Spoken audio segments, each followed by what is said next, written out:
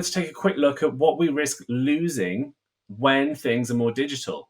So if we're going to pursue that more digital strategy, we really want to make sure that we're not throwing out the baby with the bathwater, forgive the expression.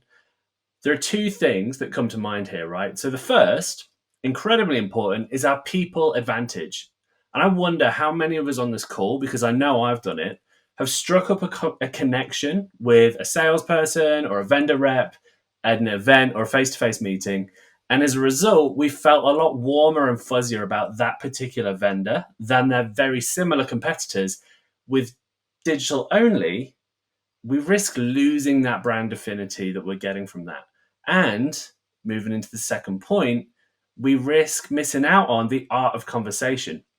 And when I say art of conversation here, I mean that really natural human ability for a person to ask an expert or a salesperson a direct question and get a direct response. Now, that ability of human conversation to take a product or a solution and put it in the context of the individual by learning about and then responding to their individual needs. That's something really important and something we're going to keep in mind as we move through this session.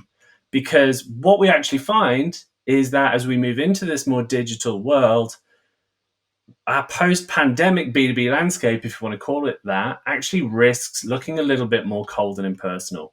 So if we think we're putting less stock perhaps in events and trade shows because we didn't have a choice at the time and things are changing, and we're booking less face-to-face meetings, those were the elements that allowed our audience to connect a human face and personality to our brands.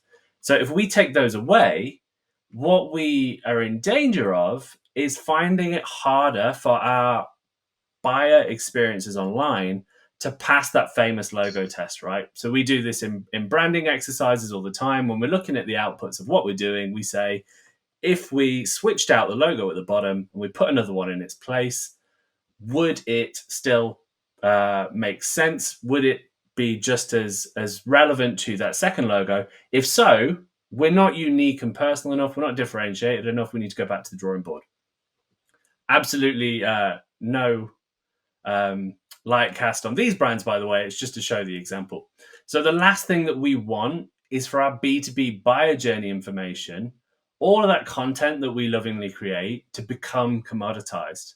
So with our buyers more agnostically searching the internet for the best information because they're all busy and they need to get to it quickly, we need to be developing the relevance of our information and how well that's delivered to the buyer.